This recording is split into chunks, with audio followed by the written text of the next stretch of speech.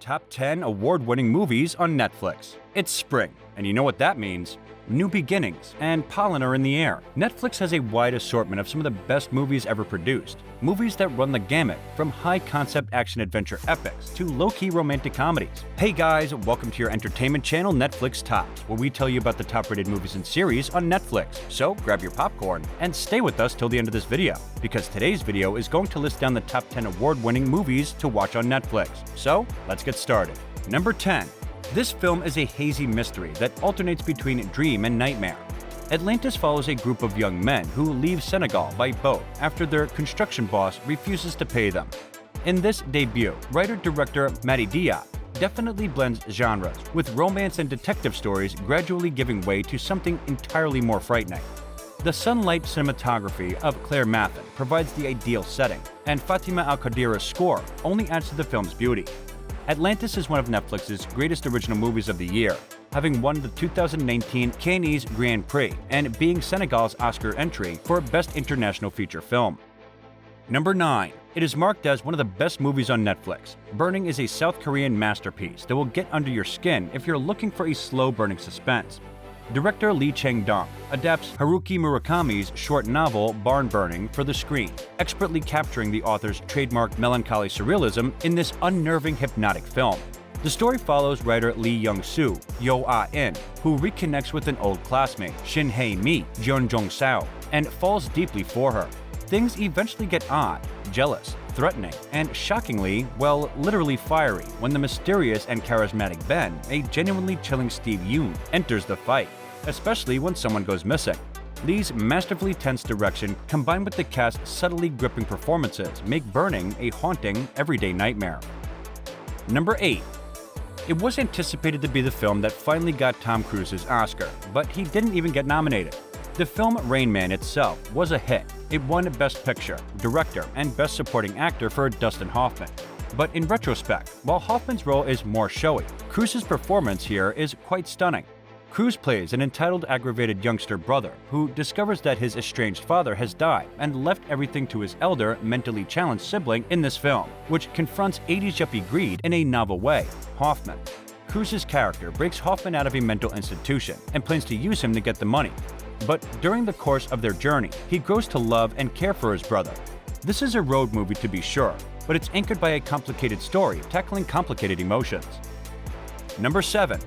The year is 1927, and Ma Rainey, the mother of the blues, has been hired by white producers to record a session. What follows is a detailed depiction of a tumultuous period in history. Ma Rainey's Black Bottom is a powerful musical biopic adapted from August Wilson's play of the same name. It was nominated in 5 categories at the 93rd Academy Awards, winning 2. Ma Rainey's Black Bottom is not only a poignant tribute given through a well-crafted screenplay, but it is also Chadwick Boseman's final film before his untimely death in August 2020. As musicians caught in a war of egos with a recording studio as their battleground, both Boseman and Viola Davis are just great.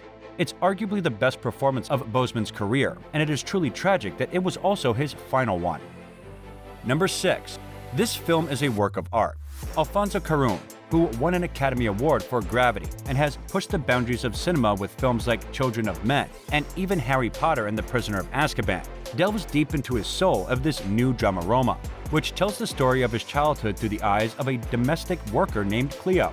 Cuarón's unusual cinematography frames the audience as an objective observer, as this middle-class family in 1970s Mexico City falls apart. As you, the viewer, get more emotionally immersed in the lives of these people, that position becomes increasingly tragic. Effective on any size screen, Roma is Netflix's best original film to date and their most successful at the Oscars. A serious contender for Best Picture, the film scored Cuarón his second Best Director trophy, as well as an Oscar for Best Cinematography after taking over DP duties himself. Number 5. It is a disaster waiting to happen, but it's not simply one of the best pictures of the year, it's also Noah Baumbach's best film. The film Marriage Story was nominated for 6 Academy Awards and follows Adam Driver's renowned theater director husband and Scarlett Johansson's successful actress wife through the process of divorce from separation to finalization.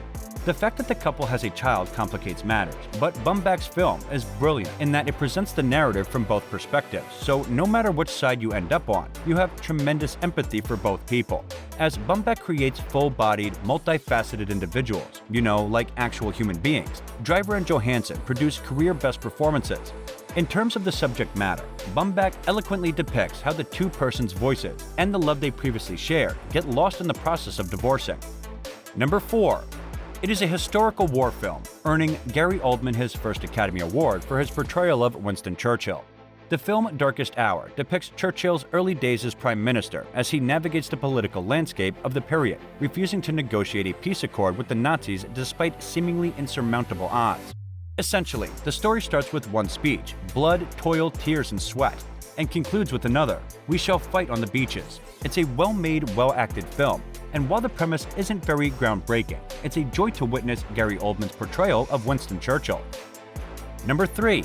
Paul Thomas Anderson is one of the best filmmakers in history, and Daniel Day-Lewis is one of the best actors in history, and the duo's first ever collaboration resulted in one of the best films ever made. There Will Be Blood is a drama set at the tune of the 20th century that follows a ruthless oilman named Daniel Plainview, played by Day-Lewis in an Oscar-winning performance. The film chronicles Daniel's unending thirst for power at the stake of everything, including his young son, H.W., and a neighborly preacher played by Paul Dano. It went head-to-head with No Country for Old Men at the 2008 Oscars, and while it lost out to Best Picture and Director, Day-Lewis took home a well-deserved Best Actor award. This is a thematically rich, deep character-driven drama, so you kind of have to be in the right mood for it. But if you are, then you're in for a treat. Number 2. Quentin Tarantino's most financially successful film to date remains his 2012 Western epic Django Unchained, which is set in 1858 and tells the story of a freed slave, Jamie Foxx's quest to save his wife Broomhilda, Kerry Washington, from the clutches of a ruthless plantation owner, Leonardo DiCaprio, all with the help of a German bounty hunter, Christoph Waltz. The Django Unchained is tremendously unsettling in terms of providing an unflinching glimpse at the lives of slaves in America and the cruelty inflicted upon them. But it also has that Tarantino touch that makes it wildly entertaining, a combination that may strike some as odd or in poor taste. However, you fall for DiCaprio's menacing performance is undeniably among his very best. Fox's art is particularly impressive, and it's hard to argue with Waltz's Oscar win for his supporting turn. Number 1. This movie is a masterpiece. The Social Network also happens to be one of the most rewatchable movies ever made. Rarely has a director and screenwriter pairing been so better matched, with David Fincher and Aaron Sorkin elevating each other's best instincts and dampening each other's worst. This cool, incisive drama is far more than a Facebook movie, as it uses the dramatic origin story of Facebook by Mark Zuckerberg to tell a much larger story about what happens when the people running the world's largest companies are barely out of college. There's almost a mythic quality of the rise and fall of Zuckerberg here, the was it worth it in the end philosophical question. But this movie also just absolutely slaps, rules, slays so hard. The Oscar-winning score by Trent Reznor and Atticus Rose is an all-timer. The performances are phenomenal, the script is perfect, and the direction is absolutely masterful.